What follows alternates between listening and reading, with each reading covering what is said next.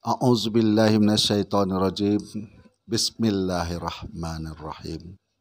Allahumma sholli ala sayyidina Muhammad wa ala ali sayyidina Muhammad. Bismillahirrahmanirrahim.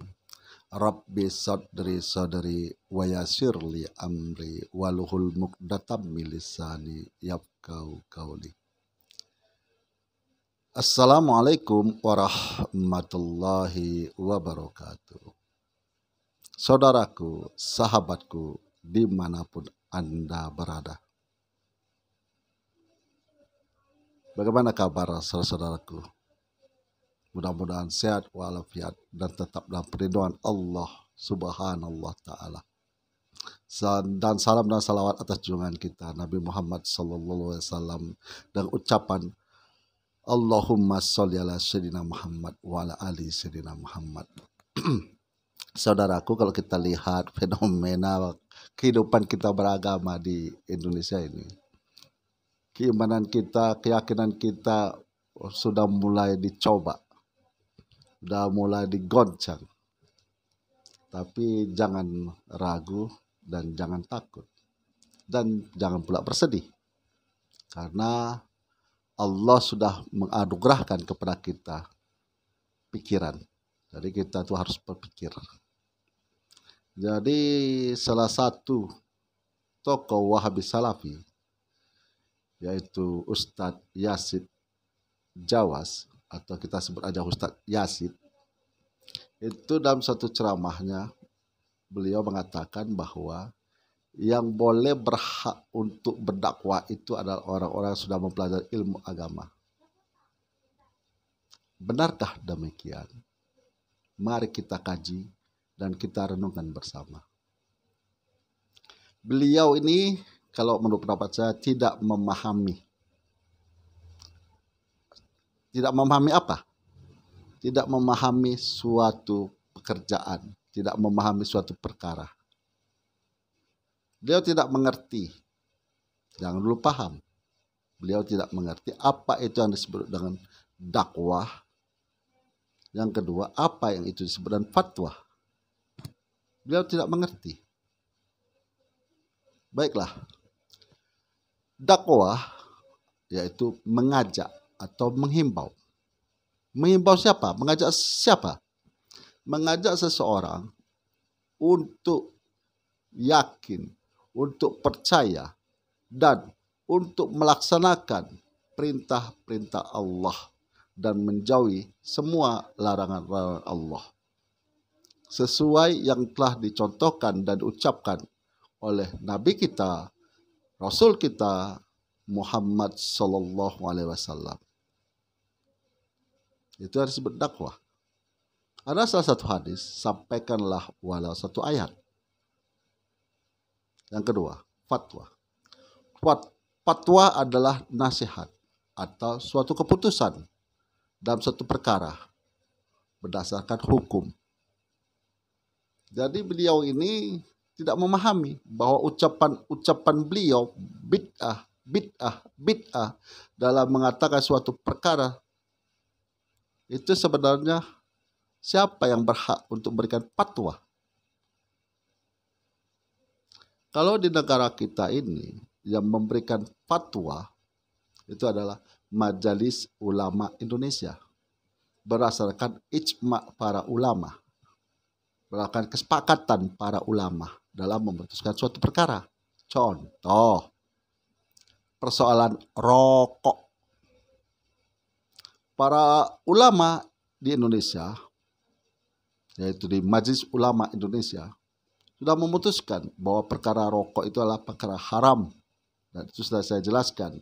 Kapan jatuhnya hukumnya haram untuk kita merokok, dan kapan itu jatuhnya hukumnya mubah atau makruh. Sudah saya jelaskan di video-video saya sebelumnya. Jadi para ustadz paham salafi ini hanya bersifat menghafal, membaca, lalu menyampaikan tanpa paham atas suatu perkara. Contoh yang paling kecil lagi saya kasih. Ada salah satu ustadz Wahabi Salafi, kalau kita berjalan di depan orang yang lebih tua dari kita di samping kita mengatakan permisi, kita membukukan badan. Kita membukukan badan dia. Waktu kita berjalan di hadapan orang-orang tua yang lebih tua dari kita. Mereka tidak paham kenapa kita membukukan badan, kenapa kita bilang permisi. Mereka tidak paham. Ya hanya mereka cuma melihat. Hanya itu, melihat. Tapi memahami kenapa orang ini bungkuk. Kenapa orang ini permisi. Mereka tidak memahami bahwa kita itu membungkukkan badan kita sedikit dan mengucapkan permisi, menandakan kita tuh menghormati orang-orang tua. Tidak seperti zaman sekarang. Saya pernah duduk tuh sama-sama orang tua. Lewat anak muda di depan kita. Katanya. Kita dianggap dia bentuk tunggul. Atau dia bilang permisi pak. Langsung dia. Kayak tunggul aja. Gimana kita lewati tunggul. Atau gundukan kayu, gundukan tanah. Dilewati gitu aja. Menandakan apa itu? Menandakan pergeseran akhlakul karimah. Akhlak yang terpuji menjadi akhlak yang tidak terpuji. Jadi akhlak itu semakin lama semakin rusak. Jangankan lagi kita mengkaji masalah hukum agama, wajib, sunnah, haram, makruh, mubah. Tidak usah itu dulu. Memutuskan suatu perkara. Kerjaan kau ini mengadakan maulid Nabi, bid'ah. Kau yang kerjakan memperingati Isra Mi'raj, itu bid'ah. Kau yang membacakan tahlilan, itu tidak ada dicontohkan Rasul, bid'ah. Tidak usahlah itu. Ya perkara-perkara yang ringan aja lah. Perkara-perkara ringan aja lah. Seperti dakwah. Yang nomor 2 fatwa. Pahami dulu itu. Baru kita itu berceramah, baru kita itu berdakwah. Seperti saya pernah duduk juga di jemaah tabligh. Jadi yang saya ketahui cuman menyampaikan Bismillahirrahmanirrahim. Dari asal saya keluar, saya selalu menyampaikan hanya kalimat Bismillahirrahmanirrahim. Karena itulah ilmuku. Itulah pengetahuanku. Yang cetek ini, yang dangkal ini. Cuman ini yang aku tahu. Tapi ada keinginan aku untuk menyebarkan dakwah ini. Menyebarkan syiar agama Islam ini. Ada keinginanku. Ya. Jadi asal saya menjumpai seseorang, ya kan, saya hanya mengatakan, wahai saudaraku, wahai sahabatku, kalau memulai suatu pekerjaan yang baik, jangan lupa ya untuk mengawali dengan ucapan Bismillahirrahmanirrahim, supaya engkau mendapatkan berkah dan redha dari Allah atas pekerjaanmu ini. Hanya itu yang saya ucapkan berulang-ulang. Apakah saya tidak boleh berdakwah karena tiada ilmuku? Apakah saya tidak boleh beramal walaupun saya hanya tahu cuma ucapan Bismillahirrahmanirrahim? Salahkah aku? Apakah aku ini harus dulu menghafal hadis? Apakah aku ini harus jadi ahli tafsir dulu? Ataukah aku ini harus menunggu jadi orang yang hafiz Al-Quran? Sudah masuk kuburan duluan aku tanpa beramal. Nah, begitu saudara. Jadi kita jangan takut, kita jangan ragu. Mereka ini lahir belakangan.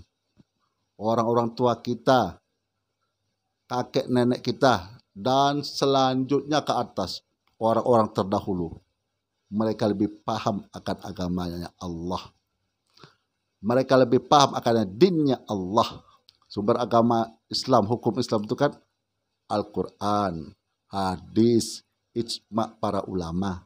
Nggak usah lah itu dulu lah. Nggak usah itu yang kita bahas. Yang kita bahas itu hanya seperti yang saya bilang tadi itu.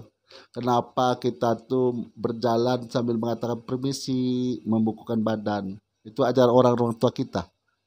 Menandakan kita tuh menghormati orang yang lebih tua dari kita dengan mengatakan permisi, membuka badan. Itu maknanya. Dan itu paham dulu apa yang dimaksud dengan dakwah, apa yang dimaksud fatwa, siapa aja yang berhak memberikan fatwa.